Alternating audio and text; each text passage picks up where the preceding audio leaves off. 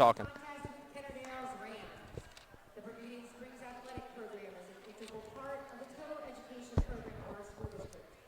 Athletic competition is a privilege designed. Good evening, ladies and gentlemen, and GameTimePA.com for a YIA wrestling match. This is Tom Hunt. I'm with my partner Brian Polishuk. Brian, how you doing? Good. How are you, Tom? Doing all right. Glad we can finally get back on the online here. We just haven't been able to work the schedule out. Things weren't working for us, so we're going to be here for the next 2 weeks 4 times. So if you're enjoying the action, you'll get plenty of it over the next 2 weeks.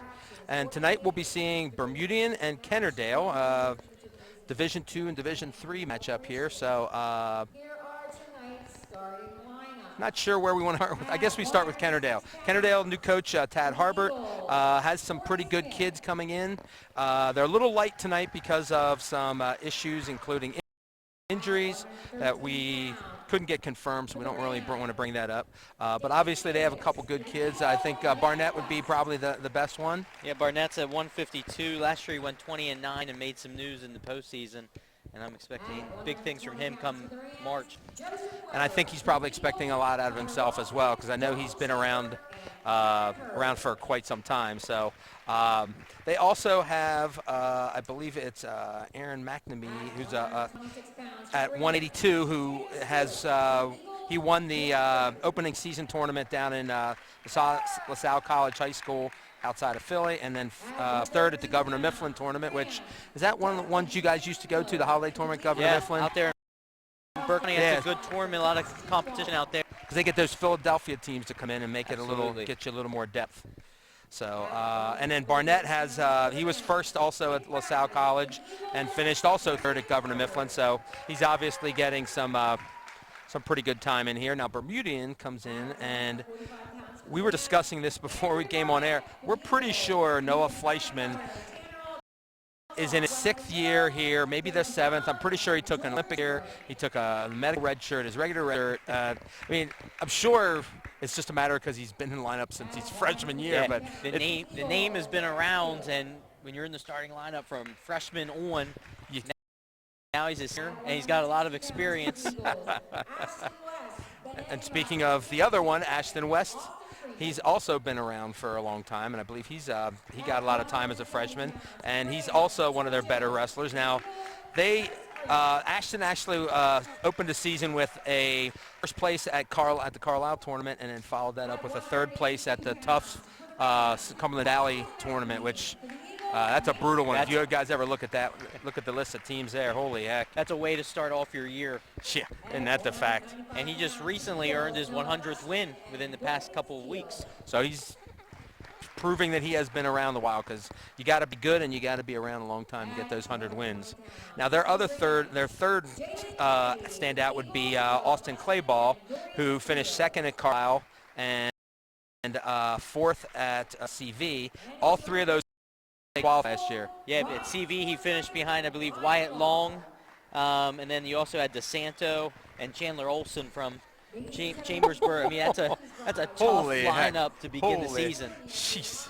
All right, we're going to stop here for the national anthem.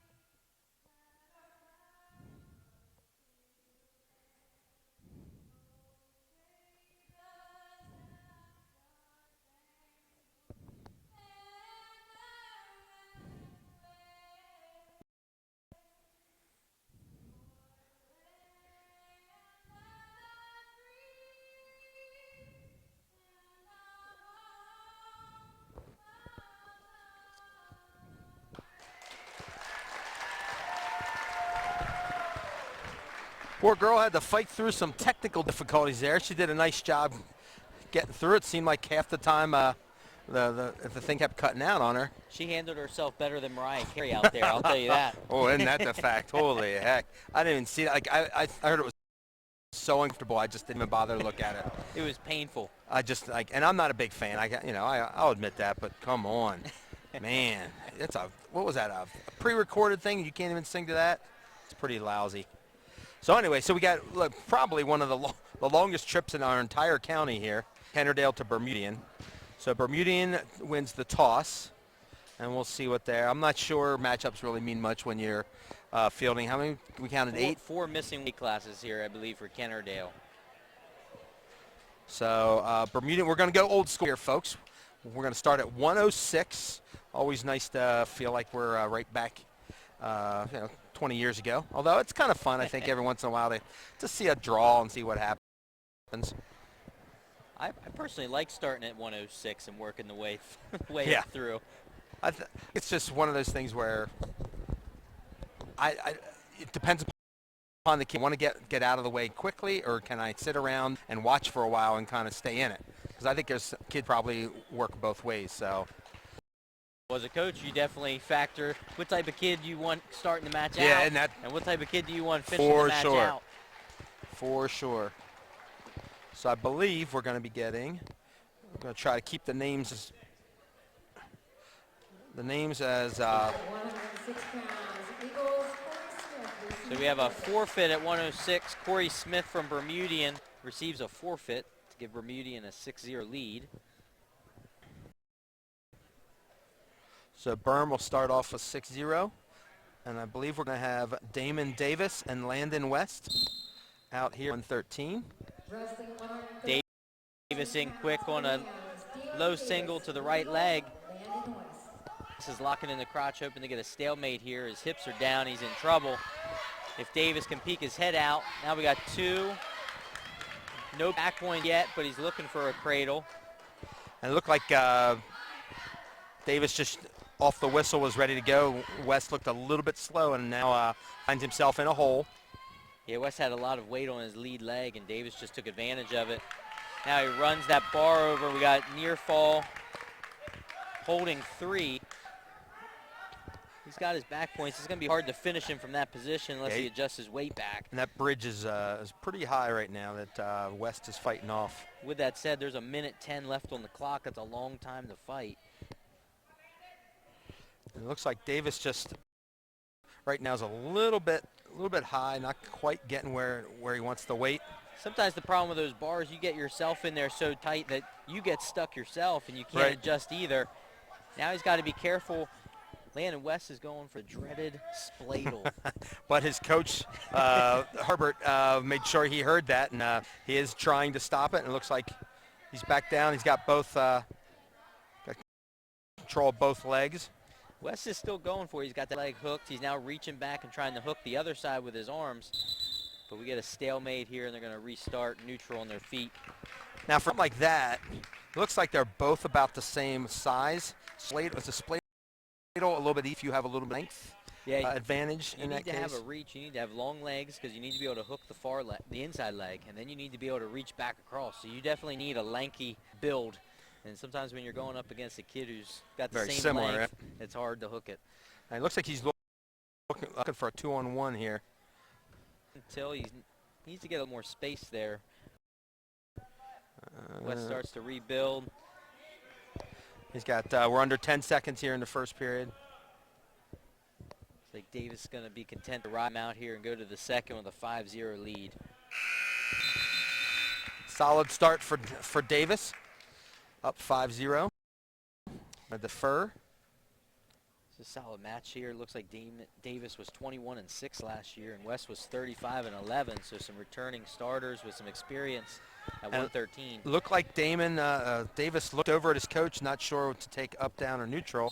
Went down. So obviously they probably know a little bit of what West likes to do. West immediately off the whip throws that leg inside. Almost looked like he was looking for the leg again. Now he's starting to dig in the other side with the arms. At this point, Davis just looking for wrist control. Yeah, he's in trouble here. He needs to hip down and start getting some pressure back onto him. As long as all of his weight's on his forehead, it's hard to do much of anything down from that bottom position. And we might be seeing why he was hesitant to go down at this point. Yeah, his coach is encouraging him to catch the legs as they come in. Sometimes when you wrestle a guy who's good on top with legs, it's harder than you would think to catch those legs. Because you know it's coming in, but you don't know when it's coming in. And since they're good at it, they get it in quick. Yeah, Davis is doing a good job of keeping that right arm tucked in to prevent the leg from coming in. But then he was getting broken down at the same time. It looks like Wes is, I remember probably Bermudian was one of the first teams to really start working lots of tilts, and they're still kind of into that part of the game, which obviously if you can get easy two, which brings up one of the things I was reading recently is people talking about, you know, getting rid of that kind of cheap tilt, as they like to call it.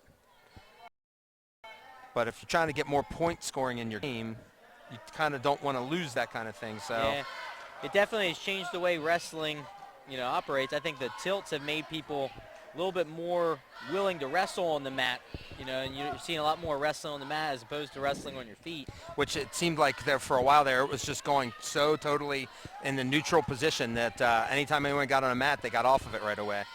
So I think we just had a stall warning there. Yeah, Wes has that arm hooked and he's trying to rip that out. Olympic bar on top. But Davis is doing a good job of fighting back to his base. He's up. And now he's under 10 seconds left here to try to get that escape. Wes throws that leg in and gets a potentially dangerous stop, which was a good move with only 6 seconds left. Now, of course, he does that again, and it's deemed intentional. That would be a stall, correct? Yeah, especially if he's throwing it in after he already gets to his feet. All right. It's one thing when the bottom guy stands up and the leg's already in. But when you throw it in after the man's worked his way to his feet, now it looks like we're stalling. So West is taking, he's going to take top. He felt pretty good in that position. Now, of course, he's going to have to turn him twice. Well, once for in or twice for points. So Davis, obviously, he's been getting to his feet the last couple times, but has not been able to get any hip separation. Yeah, he's not getting his hips separated, which is allowing West to keep returning him to the mat and throw that leg in. And he looks like he has the far arm trapped. Yeah, he's pulling that that arm. He wants to circle around the head and see if he can go half from there. He's using the knee to block. Davis is just belling out, although he has to start moving, because there we go there's his second stalling, not stall wing. So that's 5-1 now with under a minute and a half left in the match. And this is the challenge if you're West. You choose top because that's where you're comfortable. But you have 5 points to make up, and the guy on bottom knows that he just can't give up any near fall. He can get hit for stalling several more times and walk away and win. But if you don't feel comfortable in the neutral position, then you got taken down. And you work to your strength, and you hope that your strength is going to be better than his. He got that early lead and has been able to milk it. So we're at 1:07 left in the third. Gets to feet again, but is brought back down on the mat. Starting to work halves here. He's going to have to do something to get Davis out of his base so he can attempt to turn. He's looking cradle from the new standing position. Getting that arm overhead, though, for Davis is it's a good defense now. He needs to just, with Davis 45 seconds. He gets his escape to go to 6-1, and now he's in on a shot. Belly's out. He's extended. Once he gets back up to his knees, though, he's in a good position here. Absolutely. He rebuilt his base pretty quick. Now he's bellied out again. He's under 30 seconds. So that shot cost him 2 points, but as long as he doesn't do anything. Still a 6-3 lead for Davis. He maintains position on top. Davis is down 6-3. 15.8 seconds left in the third. Davis with the lead on that strong 5-point first. You see Davis, he's kind of bellying out. He understands the time, and he knows he can't give up any back. Or there's 5 seconds. He's content to just maintain a firm base. And if he has to take another stall, he'll take it, but he won't need it. And Davis comes away with a 6-3 victory for the Rams. back points tends to be the determining factor, and he gets back points in the first period off of a very quick shot, and he just rode that lead to the end. At 120, I believe we're going to have from Kennard-Dale, Joey Weber. We have 2 possible people out from Bermudian. Resting 120 pounds for the Rams, Joseph Weber. For the Eagles, Tyler Rawson. Tyler Rawson for Bermudian, Joey Weber from Kennard-Dale. Rawson's in quick and gets his 2. 18 seconds into the match. Immediately goes outside looking for that cradle.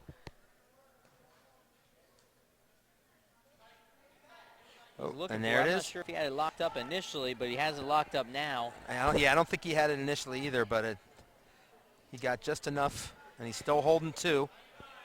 Still holding his 2. Unfortunately, the lock is way down on his body. You want to get that lock right around the opponent's neck and then really start to squeeze down. It's readjusting now. Weber's doing a good job of fighting. Just keeping those legs going, and now He's trapped. There it was. There's the pin. A minute of the match. 56 seconds to be exact. With a pin. So Rawson gets the fall to make it 12-3 after the 120-pound match, and we'll have a couple more forfeits coming up here soon. I think this might be coming up. Not the next match, but the one after that could be one of the better ones of the night. Cameron Miller and Austin Clayball, 2 of the better kids on either team. So we now have Sam Stewart coming for Kennard-Dale. I'm going to guess this is Dylan Griffey, but we'll wait for an announcement. Unless they take Dalton Schaefer and move him up. 26 pounds for the Rams, Samuel Stewart. Dylan Griffey. Griffey and Stewart out here at 126. Stewart's in on a shot. He's got the leg, head on outside.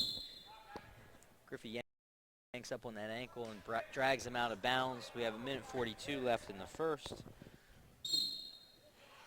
Getting into the weight classes, I always think are like among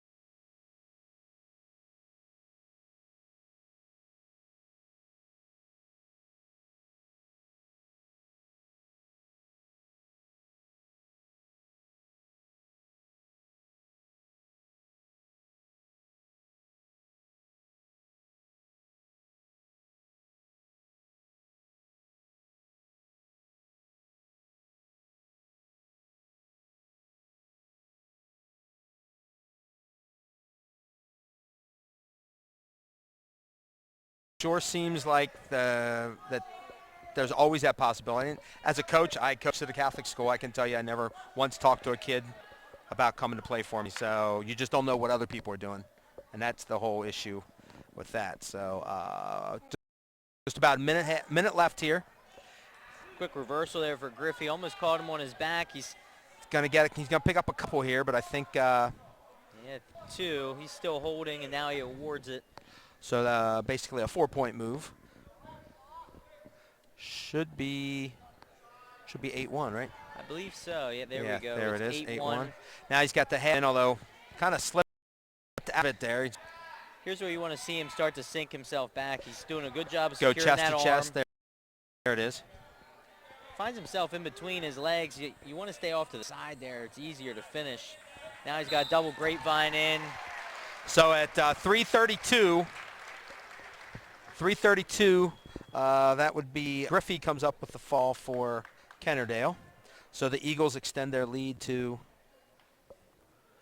18-3 as we enter the 132-pound weight class. And it should be Miller for Kennard-Dale against Alston Clayball for Bermudian. And if this is what we think, this will probably be one of the best matches tonight. Both solid kids.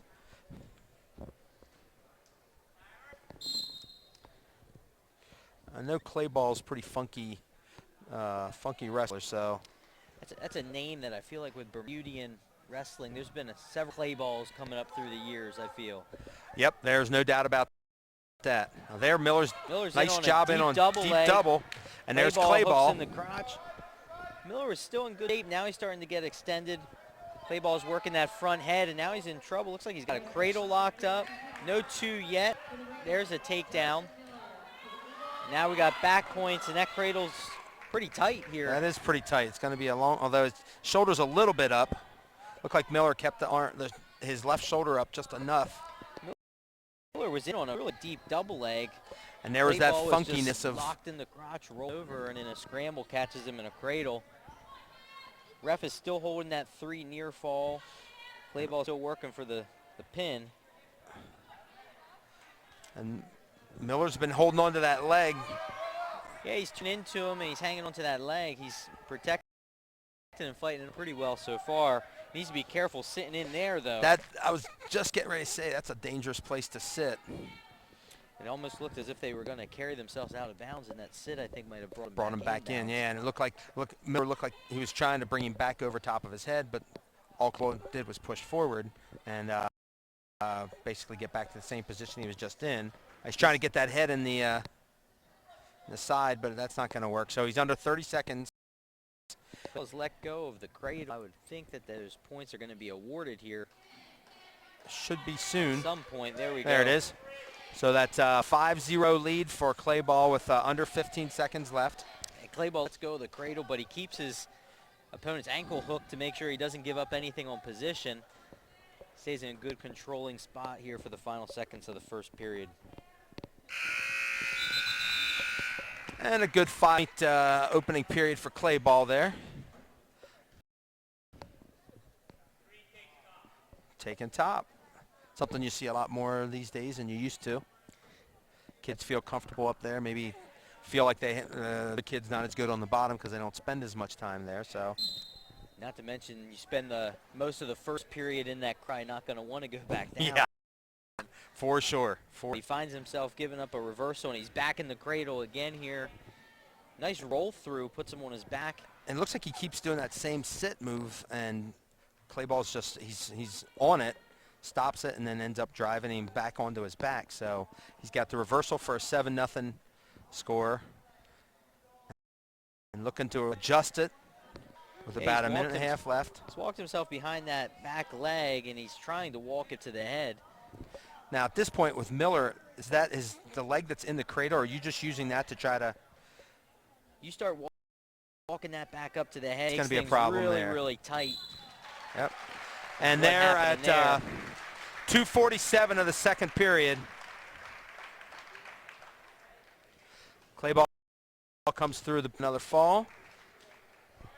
make it 24-3 Bermudian. And keep in mind, folks, Bermudian is not exactly a small scoring team. Their first 4 matches were 69 points, 68, 67, and 75.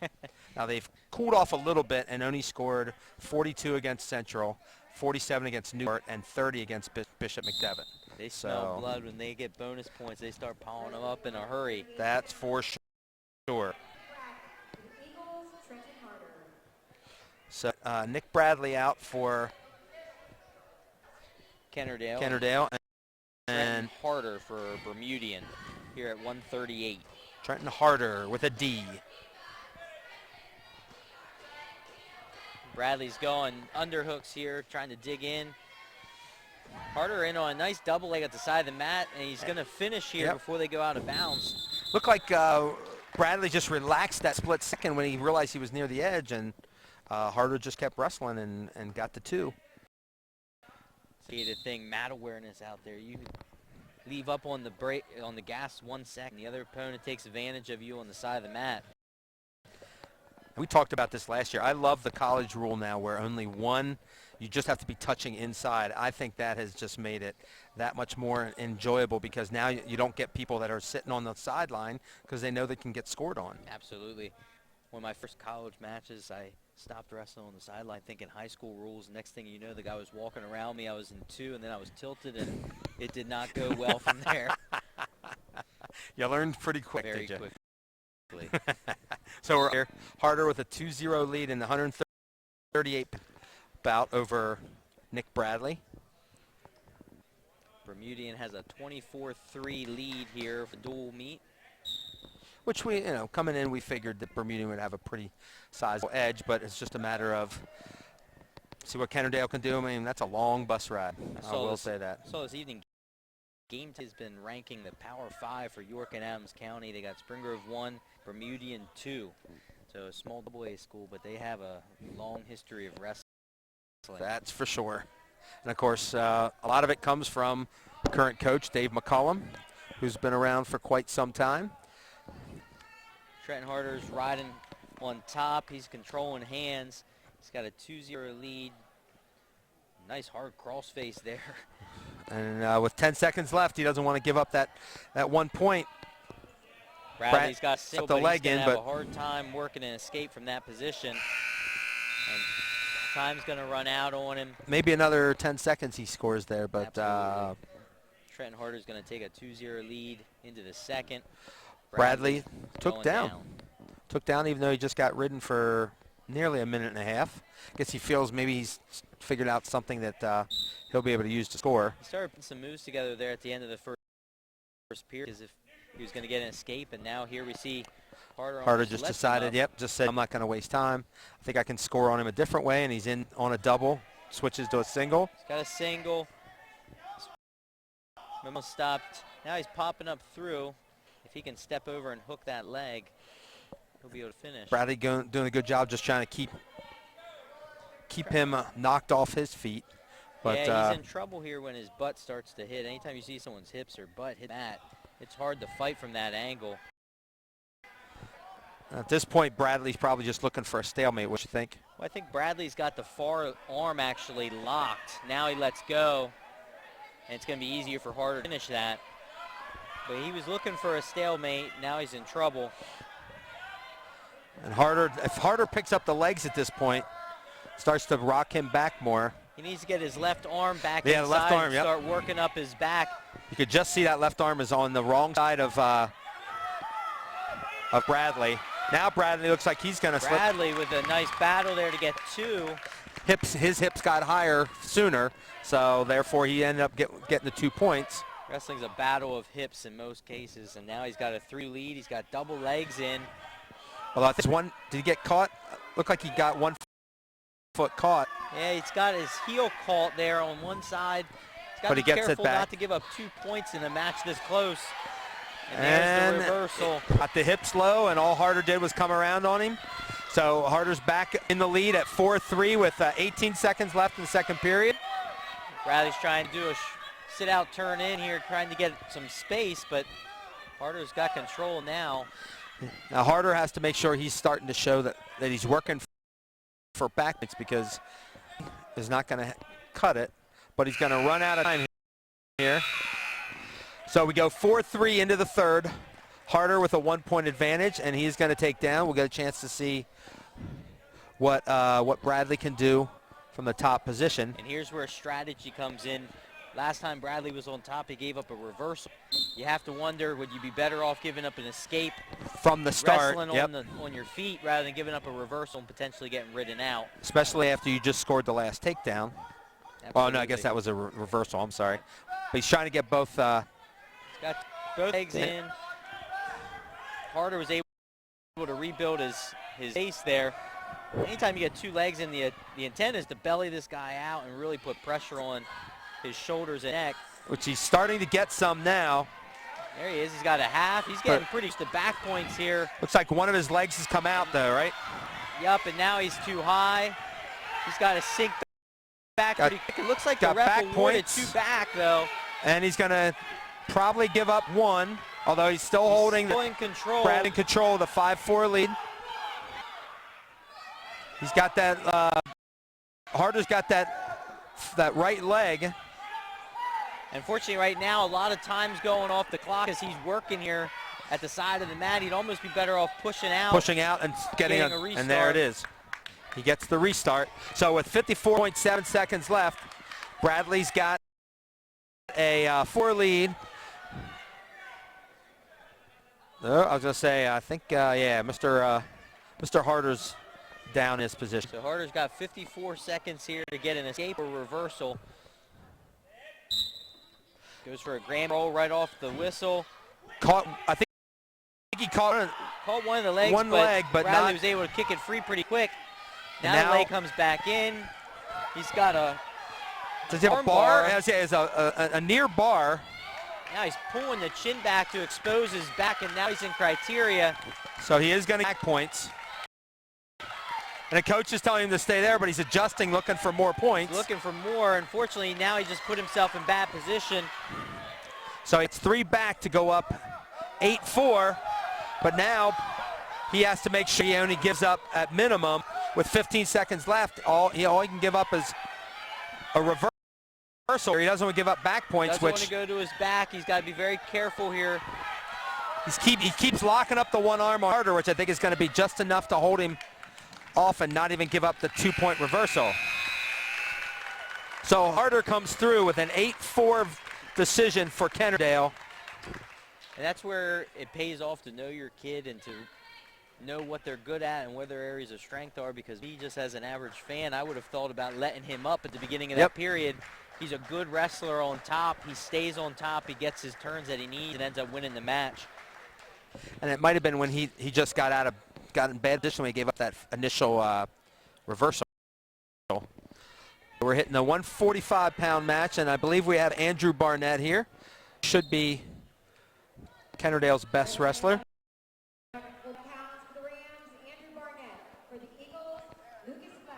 And Lucas Gladfelder out for the Eagles. They're going upper body. Barnett's looking for a big throw. Good throw, but Gladfelder being aware, he rolls it, and they go back to their feet. Both guys looking to go upper body here. This is one of those matches that somebody's getting tossed. Yep. And it ends well for one person and not so well for the other. Barnett ends up finishing his throw first. He gets a takedown. Looks like we're holding 3 back points. Yep. He still has his one arm trapped for Gladfelder, and he gives it up. He's fighting out. Gladfelder's got the hips away, but he hasn't gotten the escape yet. Now he gives him the 1.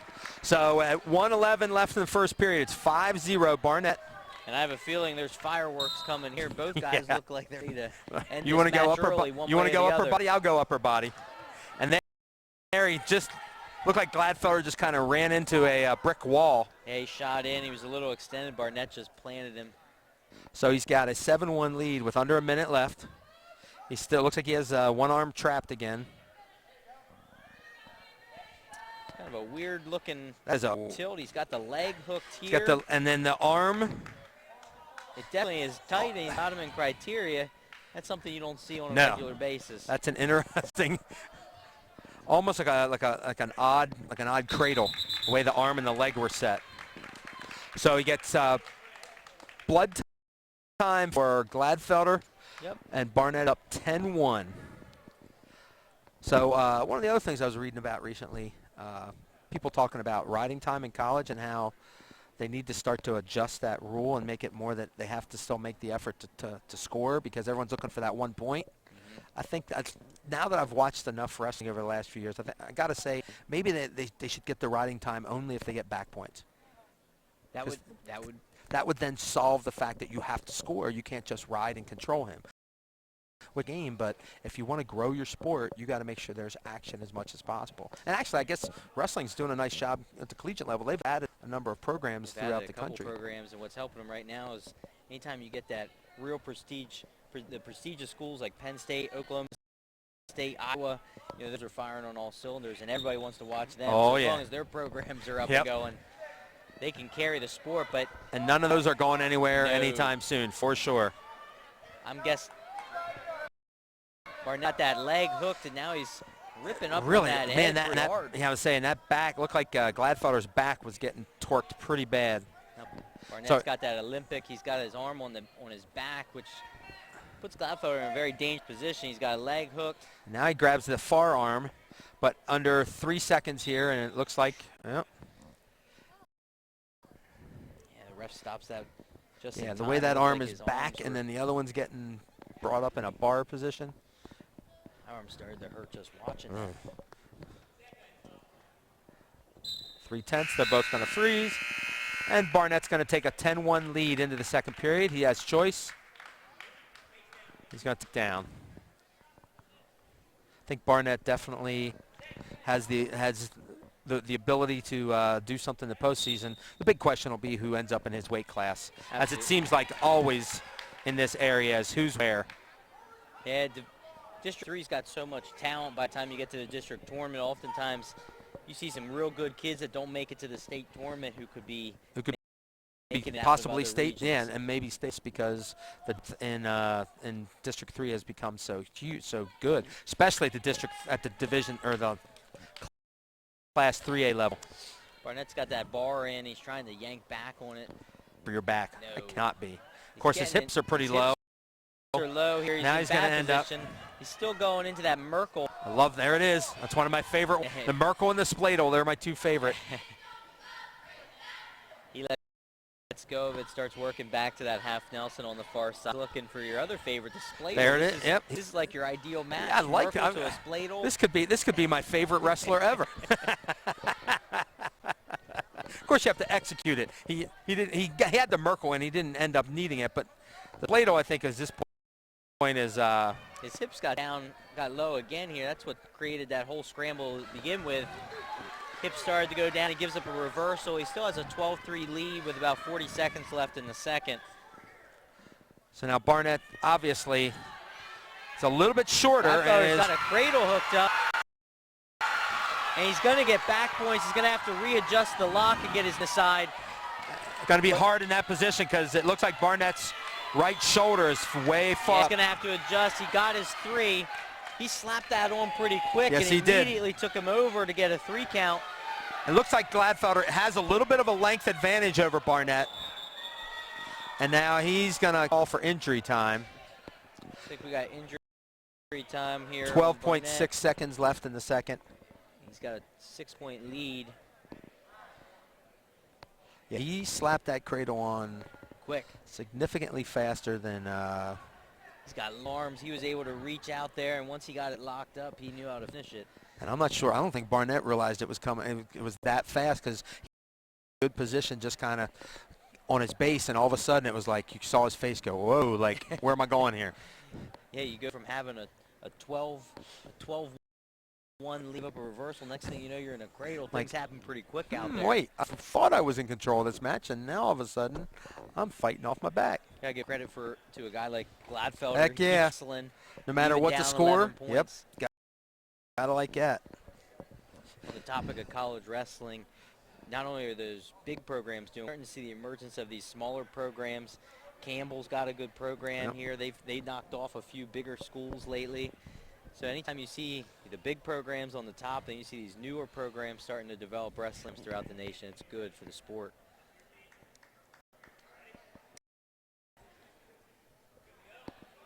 He probably used all his time. Oh, he's got 16 seconds left. So not a lot. Of course, the next time if he uses it, and choice would go to Gladfelder as far as what position. At this point, go top. I would go top. Barnett gets to his feet right away. And Gladfelder's got to lock and hold on tight here. He doesn't give up a two. Yep, and hold there for the last 5 seconds of the period. And we're going to go 12-6 into the third. He goes, took he goes down. It's interesting. He's having a lot of success on top, slapping that cradle on. Barnett was getting him tied up with legs and arm bars and bending his shoulders when he was in the position. I'm going to have a caution on top. Looked like Barnett moved his elbow hand pretty quick. Right. We got cautions flying left and right. Left and right.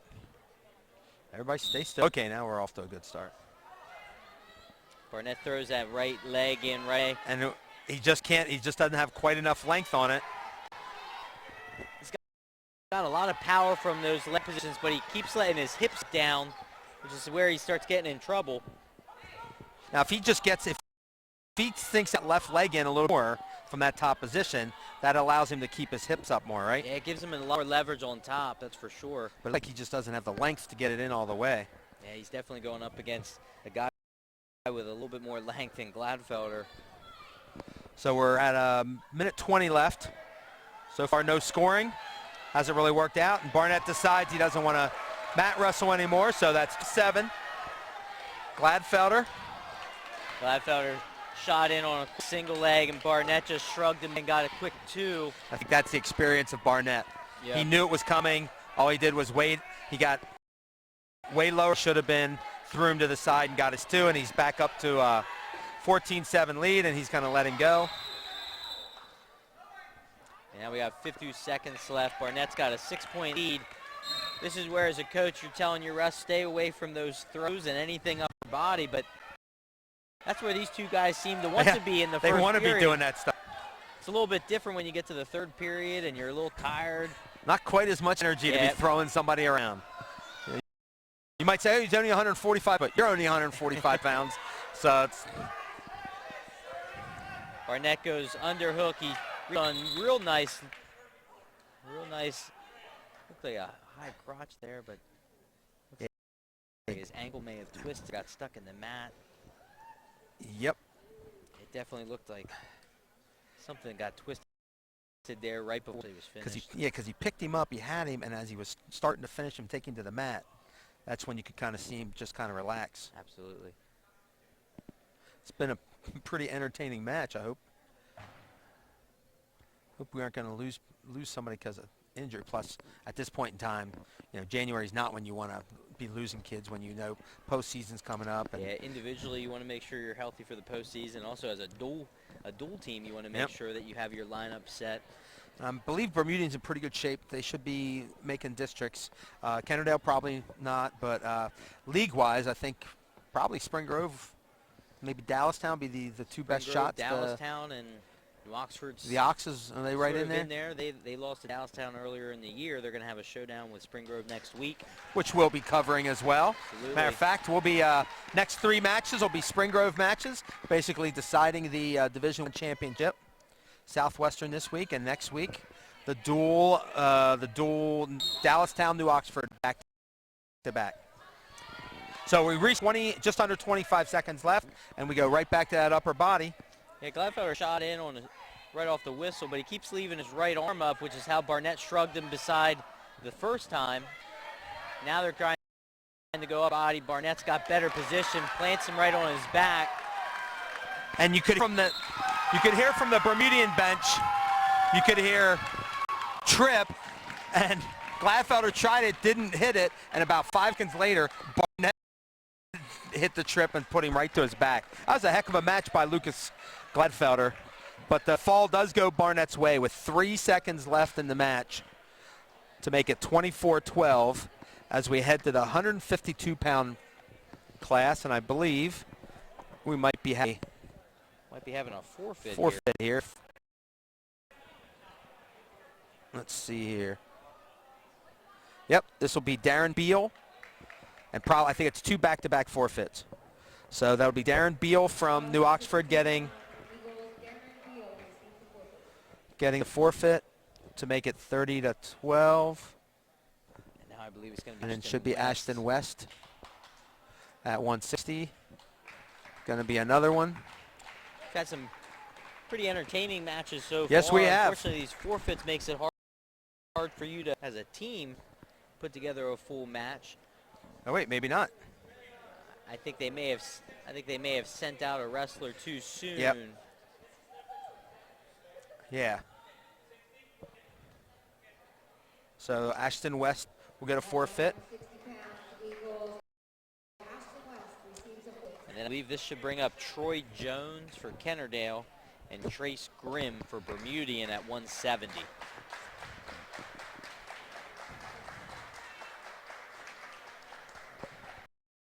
The dual meet score is 36-12 Bermudian. And this is Trace Grimm, who comes from, yes, the Grimms of Grove. His dad, Ben, was a two-time district runner-up for the Rockets, and he's actually, I think he's actually like a 60-pounder, and he just can't beat West. So he's moved up, and so he gets a lot of big boys that he's probably a little undersized with. And it's always hard as an underclassman when you come into high school wrestling 170, 182, wrestling 195. For sure. And then, of course, they're bumping, a lot of teams are bumping away from West. So the better kids end up coming up to Grimm, and Trace gets the unenviable task of taking on someone who doesn't want to wrestle West. So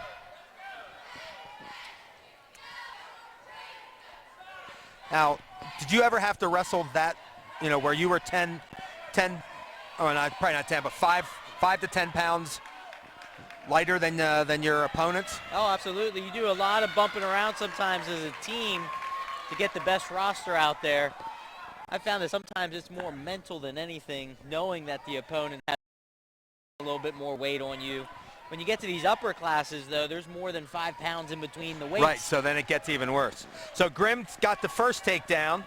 Jones got the reversal, but then once it got to his feet, Grimm decided decided to let Grimm go. So Grimm has a 3-2 lead here with under a minute left period. And if I don't mention his mom at lunch, she'll yell at me, so I'll mention it. Mama Grimm, there's in on a single leg on the edge. He's got that leg hooked. He's got very little space to finish it, and now Jones smartly goes out. There in college, we Dobie wrestling, and that's what I like about that, is that extra little space to give you in college. Unfortunately, for a lot of high schools, you change the rules, you have to get brand new mats. Bigger mats, exactly, because they just don't have the space anymore. Jones snaps him there, but he almost snapped Grimm right into his legs. Grimm quickly locks into a single. He needs to start turning the corner. He gets his elbow down. Jones is digging in on the wizard far side. And Jones is significantly shorter, and he does get, I think as soon as Jones lost the whizzer, that's when he ended up having to give up the 2, right? Yeah, it was good smart wrestling on the side of the mat by Grimm, and as soon as that whizzer popped out, the ref due for a takedown. And I think his coach was a little bit upset that he didn't keep the whizzer. It's a simple thing, too, isn't it? I mean, you're taught a whizzer's probably one of the first moves you're taught. You can do so much out of it and prevent so much from happening. It's so easy to bail, and a lot of times you get nervous and you start to panic and you give up on the whizzer way. If you were just to stay right where you were in better shape. Better shape than trying to get out of it. And there's the end of the first period. 5-2 lead. Has choice, he defers, and he's going to take down. Now, Grimm does have probably close to a head height advantage over Jones, so see if he can use a little bit of that leverage. Immediately looks for a cradle. He's got it locked up, and now he jumps to the other side. But can't quite keep hold of it. Jones did a nice job grabbing the wrist and breaking the hold. Yeah, he immediately started extending his legs out, making it difficult for him to hang on. I was Looking for an old school snowplow Love there. the He was snowplow. about to dig into a half. That's a move that's starting to disappear as the tilts come in. Yep. The snowplow goes out. And I think there's also the injury factor there. A lot of people don't like that, or the guillotine. They're always worried about that shoulder, which I can understand. I mean, there could be some serious damage being done by these kids. And not intentional either, just because your body not meant to bend those ways. So Grimm's keeping a nice tight waist there. Jones needs to tie some of these sit-outs together. He's sitting out, he's turning in, but then he's stopping, which allowed Grimm a chance to recover. Grimm's working for an arm bar on the near side. Just doesn't look like he has quite enough power to really get it in deep and hold it long enough to make it a point score. So he's under a minute, though. Pretty solid ride so far with a 5-2 lead. He's staying busy on top.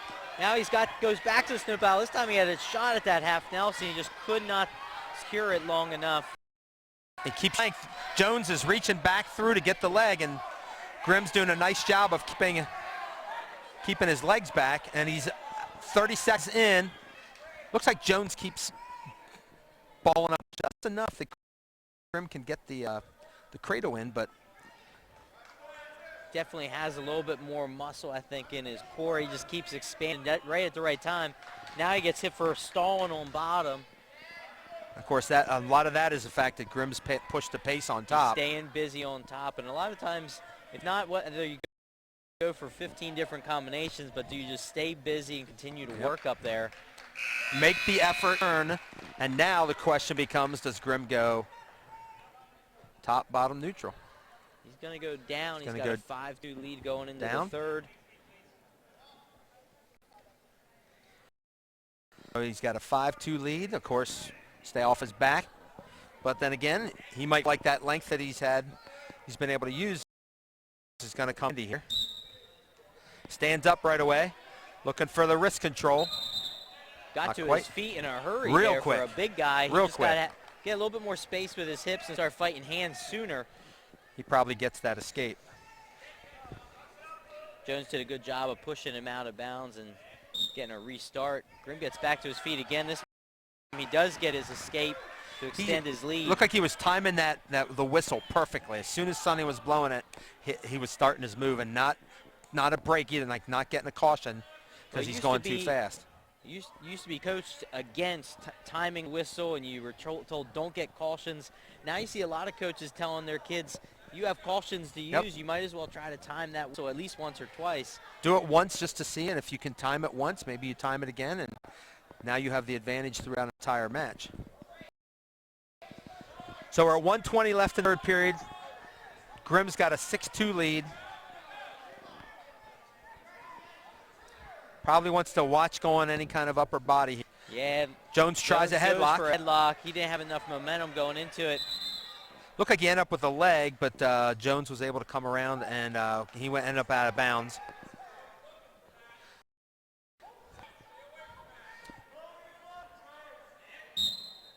The height of Grimm appears to be giving Jones a little bit of trouble. Anytime they go into a front headlock, they're inside tying. Grimm's longer arms keeps him at a little bit of a distance. Jones is down to 50 seconds, trailing by 4. He wants to try to do anything. He needs to score something big here. Grimm goes for a high crotch.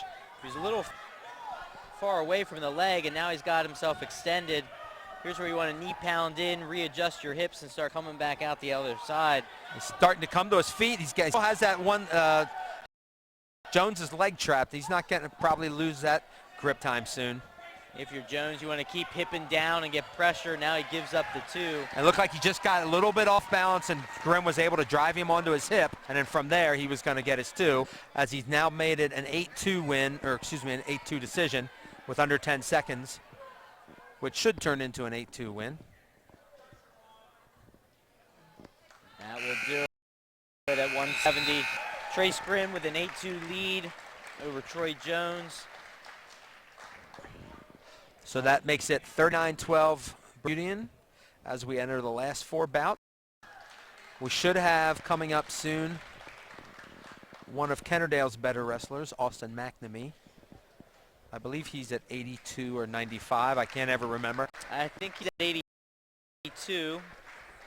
I think this is McNamee now. Yep, I believe you are correct. And this should be Nate McCall for Bermudian. So I believe I asked you last year, no relation? McCall? No relation that I know of. Now, I could be wrong. I happen to be wrong occasionally.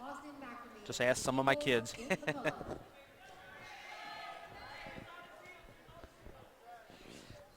Well, even though I ask Clemson or Alabama. For whatever reason, I'm a Nick Saban fan. I don't know what it is about that guy, but he's sorry, folks. This will be the last time that Brian will be appearing on Game Time PA with me because I refuse to work with a Saban fan. Now, one of my best friends is a huge Alabama fan, so I still hate him, even though I was in his wedding. I appreciate Saban's consistency and attention to detail. I just wish, I know you don't have to be a nice guy all the time, but just say something interesting every now and then. And there, McNamee had another upper body lockup, and he ends up getting the takedown there on the edge to go up 2-0 with 109. I'd be happy to see a game like last year's. That was happy a that crazy Urban Meyer game. wasn't in it. Ding, ding, ding. We have a winner. We have a winner. I know you're not a Penn State fan, but I know you're also not an Urban Meyer fan, nor am I.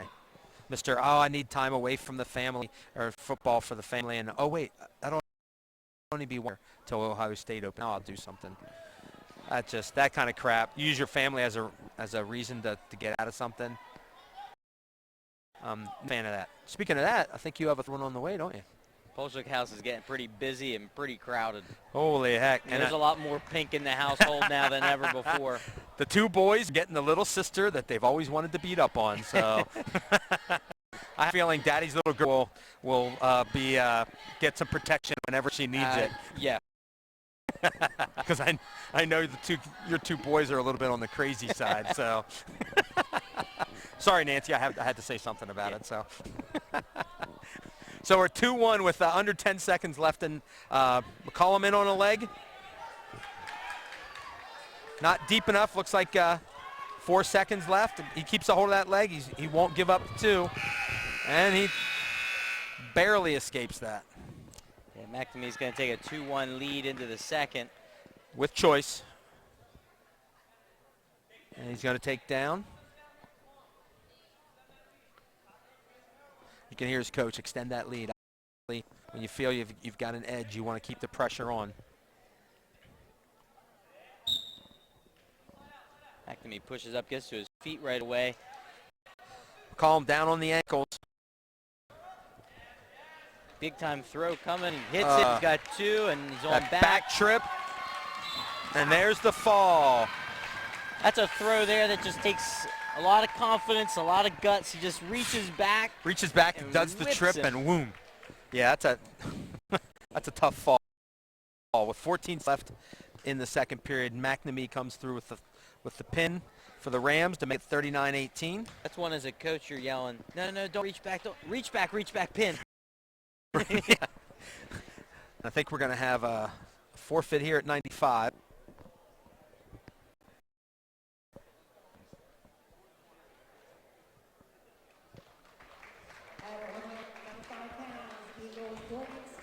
So Dorian Steele will get. He gets a forfeit. That's going to bring us to 45-18 Bermudian going into the 220 bout. And it looks like we will see Noah Fleshman from Bermudian and I believe J.J. Kennedy for Kennard-Dale. I feel like Fleshman's a senior. He's been around for a couple of years here in the starting lineup. And I feel like he tends to slap on more muscle. Yes, yeah, not fat. He gets bigger, but it's all muscle. I remember starting around maybe 45, 52 as a fresh. Now he's all the way up to 220. Although he weighed in at 195. So he looks like he's definitely spent some time in the weight room. For sure. He's got Kennedy on his back. Fleischman taking his time. He's gonna let him up. Work a little bit on his feet, maybe. Look for one big move. goes double leg right into a bear hug and just squeezes it down to his back.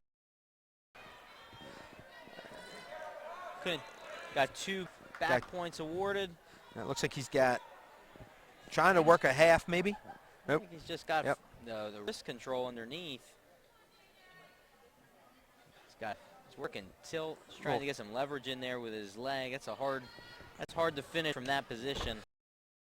So he'll take 2 points and extend his 8-1 with under a minute left. He pushes away, an escape, and he seems content to take down, let him up here. Look for the big move off the neutral position. Obviously, in not a great position for a kid who looks fairly inexperienced to go up against a 4-year starter. I believe he's made states at least. Yeah.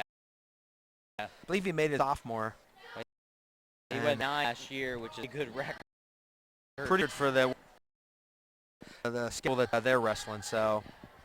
And now Fleshman's getting an arm bar. He's got an arm bar, a tight waist. And he's got under 10 seconds in the period. So it looks like we're going to go to that second period. Got a 14-3 lead to the second. And Bermudian's got a 45-18 lead in the dual match.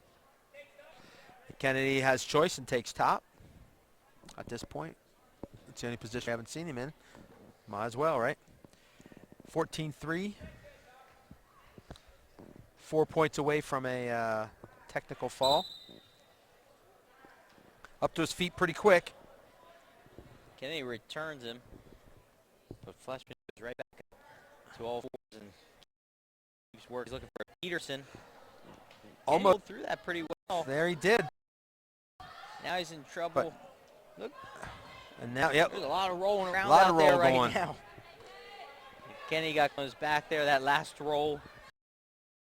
Reversal, and now we got 3 if he back scoops points. the head a little bit more, he'll get. Yeah, he's got to elevate the head off the mat to put the weight down on the back.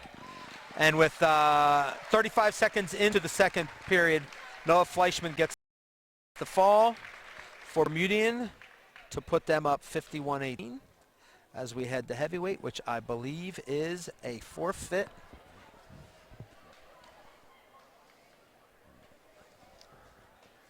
For Ryan Forsyth.